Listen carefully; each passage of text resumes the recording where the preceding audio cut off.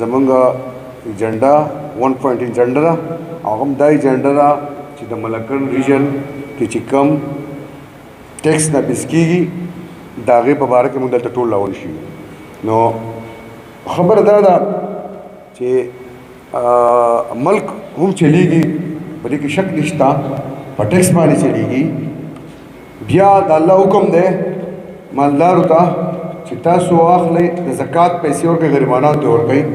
خو مالدارو ته حکم دی کم چې شتمن خلک خو په غریب خلکو باندې دا حکم نشته چې ته راواله او مطلب دی چې زکات ورکړه.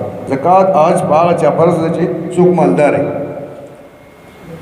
نو زمونږ ملکن ډیویژن چې کم دی زما په خیال مشران ناست دي. زما خو چې کله د سیلاب خبره ده، کله زلزلې شي، کله طالبان رالو، کله راته سیستم خراب شو، نو موږ دومره زخمي شوي یو چې هغه زخم زموږ لا نه دی جوړ.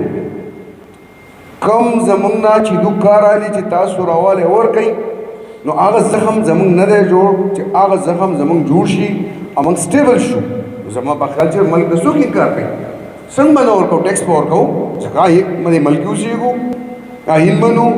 موږ هغه خلک نه یو کم خلک چې آئین نه مني هغه خلک تباه برباد کېږي ځکه چې د کفر قانون چلېدی چې د ظلم قانون نشي چلېدی.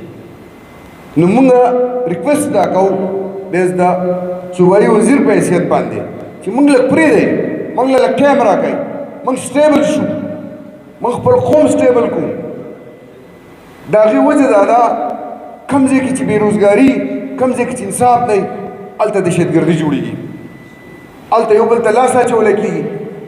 کوم ځای کې چې روزګاري او انصاف وي هلته خوشحالیانې، هلته سکون وي، هلته مینه محبت وي چې زه په خپله هم پوره یم او دا کوم چې موږ ناست یو موږ هم ټول په خپله پوره یو. زموږ یو بل سره دښمني څه کار دی؟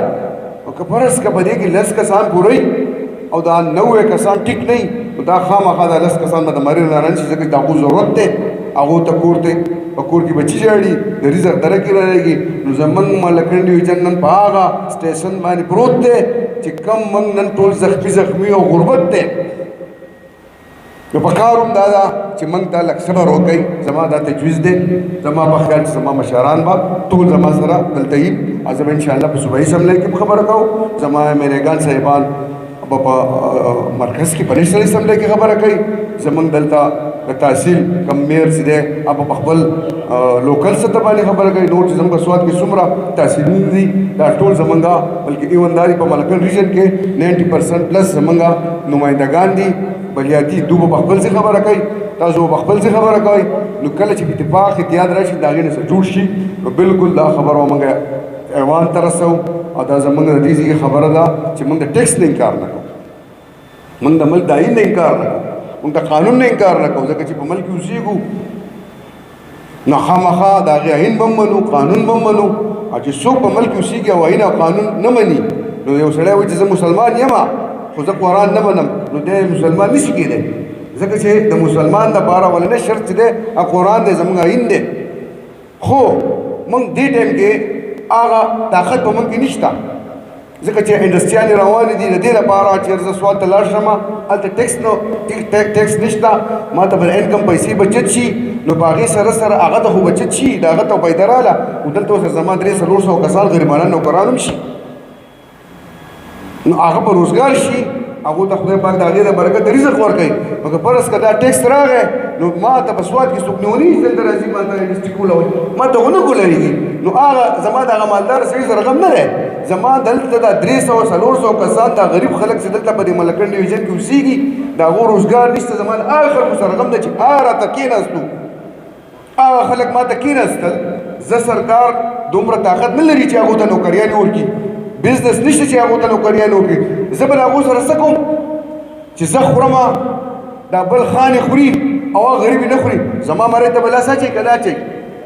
ستا مرۍ ته به لاس نه اچوي چې نه اچوي څه ځای کې خامخا به اچوي. نو زه حکومتي وخت ته په خپله صوبایي حکومت هم او مرکزي حکومت ته هم وایم چې هغه خلک هغه غریب خلک سټیبل کوي کوم چې په کارخانو کې کم په میلونو کې روزګار کوي. نو هغه چې سټیبل شي باقاعده طور باندې ټیکس ونه کوئ. ټیکس ته موږ انکار نه کوو، خو چې سټیبل شوي نه نو الله دې نه کړي د ټیکس په وجه باندې زموږ د ملکن ریجن بیا هغه طرف ته لاړ نه شي چې کوم زوړ آلاتو او یو ډېر خطرناک آلاتو یو بل پسې ټوپکې راغستې یو بل پسې ماته د هغه تاسو ته معلومه ده ما تفصیل ته ضرورت نشته او زه ستاسو شکریا ادا کوم ما خو غوښتل زه ستاسو ډېر ټایم تېر کړم خو چې کله چوټۍ ورځ ده ما کمټمنټ ستاسو دغه نه نور مخکې کړو اما لیټ کړل ما چې ستاسو ته حاضري ولګوم MNA صاحب زه ډېر شکریا ادا کوم د زما ډاکټر امجد ما ته بیګا ته فون وکړو چې را د پارټي څخه تاسو څنګه حکم دی زه لاړ شم که لاړ نه شم ما بالکل راځه سلطان روم صاحب شکریا ادا کوم هغه زما نه بیګا تپوس وکړو چې زه دې پروګرام ته لاړ شم که لاړ نه شم ما بالکل راشه نو زموږ ستاسو سره همدردي ده چې نه موږ به دلته نه راتلو دا زموږ دلته که یو سړی خبره کوي نو پاکستان تحریک انصاف MNS MPS د خپل څومره د ملکونو ژوند دي زما د خپل قوم سره زما د خپل عوامو سره زما د خپل ځمکې سره وفاداري وه او وي به او انشاءالله ستاسو سره به موږ د حق په او د آیني مطابق د پاکستان د قوم په مفاد کې څنګ پر څنګ ولاړ یو.